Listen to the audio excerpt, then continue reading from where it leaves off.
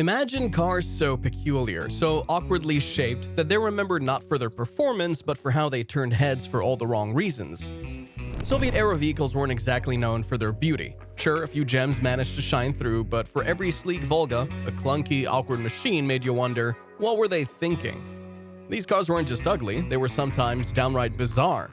But behind those unconventional designs lies a fascinating story of limited resources, industrial constraints, and creative problem-solving.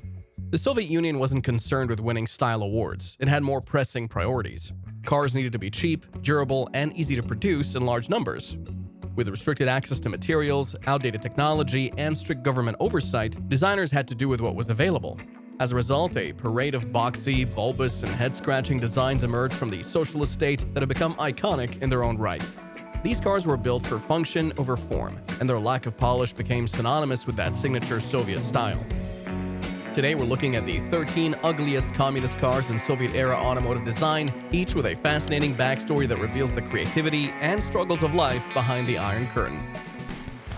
The ZIS112 Cyclops was a Soviet attempt at creating an experimental high-speed concept car in the 1950s. Its most striking feature, and the source of its nickname, was the single central headlight, which gave the vehicle a distinctively odd appearance. Combined with a long, streamlined front end and bulky bodywork that aimed for aerodynamic efficiency, the Cyclops looked more like a prop from a science fiction movie than a practical vehicle. The idea was to explore new aerodynamic designs and test performance capabilities, but the result was far from practical. Any compelling functionality did not complement its unusual looks, and the car was ultimately deemed impractical for production. The Cyclops was never manufactured beyond the prototype stage as a one-off concept. Today, it remains a museum piece, a curious relic of the Soviet Union's more daring automotive experiments, remembered more for its eccentric appearance than any groundbreaking achievements. The MVTU Microcar represented an attempt to create an ultra-compact, affordable personal vehicle for urban dwellers. However, the design was as bare-bones as possible, a tiny, boxy structure barely large enough for a single person. Its diminutive design and minimal power made it look more like a glorified golf cart than a legitimate car. The idea was straightforward, a simple, low-cost vehicle that anyone could drive in crowded city environments. Unfortunately, it proved to be a non-starter. The car's severe limitations, virtually no cargo space, minimal comfort, and questionable safety meant it never gained traction. Only a few prototypes were made, and the project never saw mass production. Today, the MVTU Microcar survives only in museums, a reminder of the challenges Soviet designers faced when attempting to create personal transportation on a shoestring budget. The Tatra T603 was a far more ambitious vehicle designed to serve as a luxury car for Communist Party elites. Its design quirks included a unique three-headlight configuration at the front and a rear-mounted engine, giving it a striking and unconventional look. The bulbous, aerodynamic shape was meant to improve airflow and efficiency, resulting in a distinctive shark-like profile. Despite these advanced ideas, the car faced several obstacles. The unconventional aesthetics divided opinions, and the rear engine layout, while technically innovative, was challenging for mechanics and owners alike. Additionally, the high production costs and limited availability meant that only a select few could obtain a T603. Although it was not a complete failure, serving its role as a symbol of prestige for party officials, it never became a widely accessible car. Eventually, as the political and economic landscape shifted, the T603 was phased out, leaving a legacy as a polarizing yet iconic product of its time. The SMD S3D Invalidka was not so much a car as a motorized mobility device for disabled veterans. Its tiny design featured a canvas roof and an extremely minimalist body, which made it look more like a motorized wheelchair than a proper vehicle. Its intent was admirable, to provide an affordable, accessible mobility solution for those injured during wartime. However, its execution left much to be desired. The Invalidka's build quality was notoriously poor and lacked sufficient weather protection. Its tiny size made it uncomfortable and unsafe for everyday use. Unsurprisingly, it failed to gain any meaningful popularity. Only a few were ever produced, and those that remain are museum curiosities, artifacts of a well-meaning project that fell short in practice. The ZAZ Tavria 1102 was designed to be an affordable, compact hatchback for the masses. Unfortunately, its execution fell far short of its ambitions. With a boxy, angular design and a cheap plastic interior, the Tavria felt outdated even upon its release. This poor build quality led to frequent mechanical issues, making it one of the least reliable cars.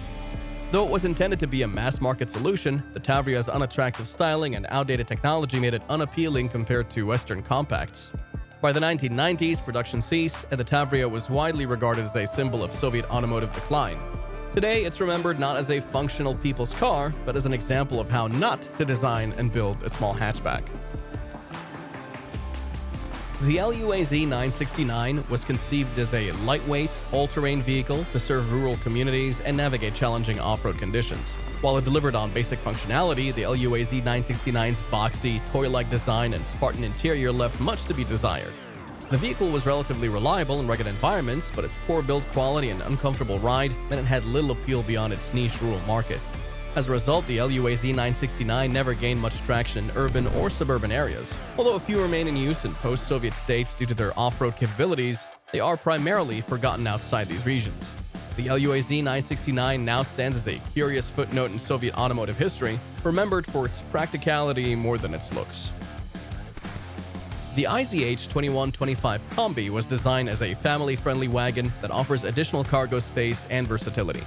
However, its unattractive boxy styling and cheap, plasticky interior failed to impress consumers. While the idea of a spacious, affordable family car had merit, the Combi's poor build quality, lack of modern features, and uninspiring design made it difficult to compete even with the limited choices of the Eastern Bloc market.